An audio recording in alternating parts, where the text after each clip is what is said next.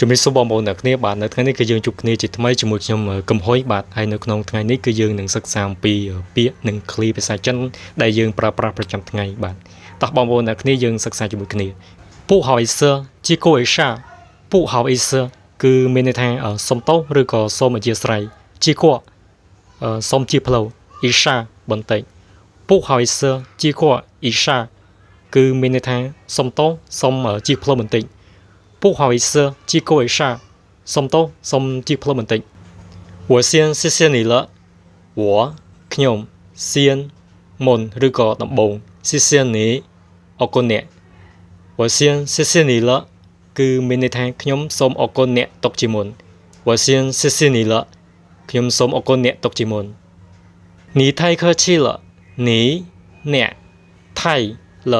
មានន័យថាពេកហើយឬក៏ខ្លាំងពេកហើយ客气គូសម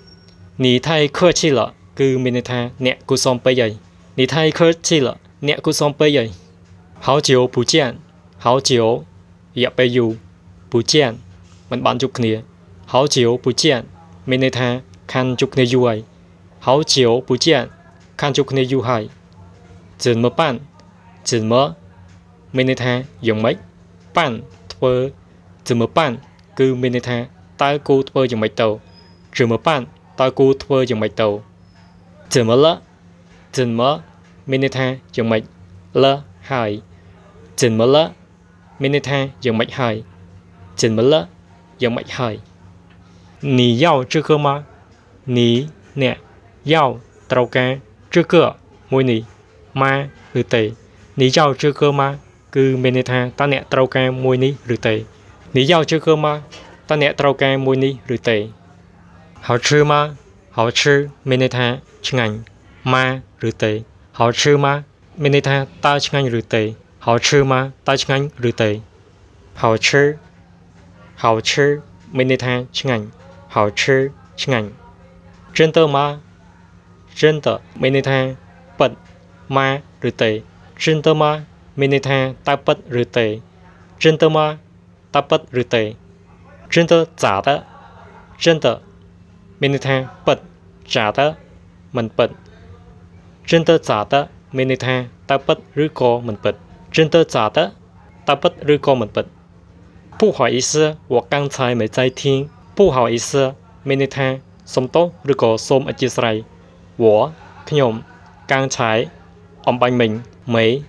មិនឬក៏អត់在 no 听ស្ដាប់不好意思我刚才没在听មានន័យថាសុំទោសអំបញ្ញមិញខ្ញុំមិនបានស្ដាប់不好意思我刚才没在听សុំទោសអំបញ្ញមិញខ្ញុំមិនបានស្ដាប់你怎么知道你អ្នក怎么យ៉ាងម៉េច知道ដឹង你怎么知道មានន័យថាតើអ្នកដឹងដោយរបៀបណា你怎么知道តើអ្នកដឹងដោយរបៀបណា我跟你说多少遍了我跟你គឺមានន័យថាខ្ញុំជាមួយអ្នក说មានន័យថានិយាយ多少遍គឺមានន័យថាប្រមាណលើកឬក៏ប្រមាណដង我跟你说多少遍了គឺមានន័យថាតើខ្ញុំបាននិយាយប្រាប់អ្នកហ្នឹងប្រមាណដងអី我跟你说多少遍了តើខ្ញុំបាននិយាយប្រាប់អ្នកប្រមាណដងហើយ我有一件事想跟你说我有一件事គឺមានន័យថាខ្ញុំមានរឿងមួយឬក៏ខ្ញុំមាននៅបញ្ហាមួយ想ចង់跟你说និយាយជាមួយអ្នកឬក៏ប្រាប់អ្នក我有一件事想跟你说គឺមានន័យថាខ្ញុំមានរឿងមួយចង់និយាយប្រាប់អ្នក我有一件事想跟你说ខ្ញុំមានរឿងមួយចង់និយាយប្រាប់អ្នក你最近怎么样你គឺមានន័យថាអ្នក最近មានន័យថាថ្មីនេះ怎么样ដូចម្ដេចឬក៏យ៉ាងដូចម្ដេច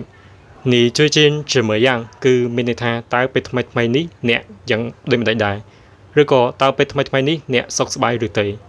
你最近怎么样តើពេលថ្មីនេះអ្នកសុខសប្បាយឬទេ挺好的挺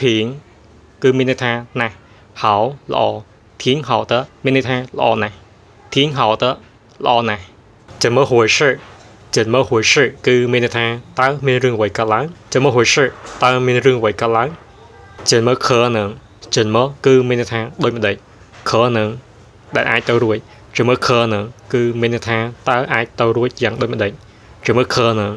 ត តើអាចទៅរួចយ៉ាងដូចម្តេចពាក្យ function ពាក្យគឺមានន័យថាកុំឬក៏ឈប់ function គឺមានន័យថាបោះបង់ពាក្យ function មានន័យថាកុំបោះបង់ពាក្យ function កុំបោះបង់ជួនេះហៅយិនជួនេះគឺមានន័យថាសូមជូនពរអ្នកហៅយិនសំណាងល្អជួនេះហៅយិនគឺមានន័យថាសូមជូនពរអ្នកសំណាងល្អជួនេះហៅយិនសូមជូនពរអ្នកសំណាងល្អ没关系没关系គឺមានន័យថាមិនអីទេ没关系មិនអីទេនេះ真好នេះគឺមានន័យថាអ្នក真ពិតជា好ល្អនេះ真好មានន័យថាអ្នកពិតជាមានចិត្តល្អណាស់នេះ真好អ្នកពិតជាមានចិត្តល្អណាស់我理解对了吗我គឺមានន័យថាខ្ញុំ理解គឺមានន័យថាយល់对មានន័យថាត្រឹមត្រូវម៉ាឬទេ我理解对了吗មានន័យថាតើខ្ញុំយល់ត្រូវឬទេ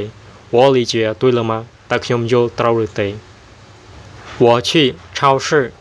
我គឺមានន័យថាខ្ញុំ去មានន័យថាទៅ超市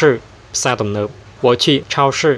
មានន័យថាខ្ញុំទៅផ្សារទំនើប我去超市ខ្ញុំទៅផ្សារទំនើបបាទសម្រាប់វីដេអូនេះគឺបានបញ្ចប់ហើយខ្ញុំសង្ឃឹមថាវីដេអូនេះនឹងមានជាប្រយោជន៍សម្រាប់បងប្អូនទាំងអស់គ្នាដែលកំពុងសិក្សាភាសាចិនដើម្បីយកមកអនុវត្តហាត់និយាយភាសាចិនបានសូមអរគុណច្រើនបងប្អូនទាំងអស់គ្នាសម្រាប់ការទស្សនានៅវីដេអូមួយនេះហើយនឹងជួបគ្នានៅវីដេអូបន្តទៀតបាទសូមអរគុណ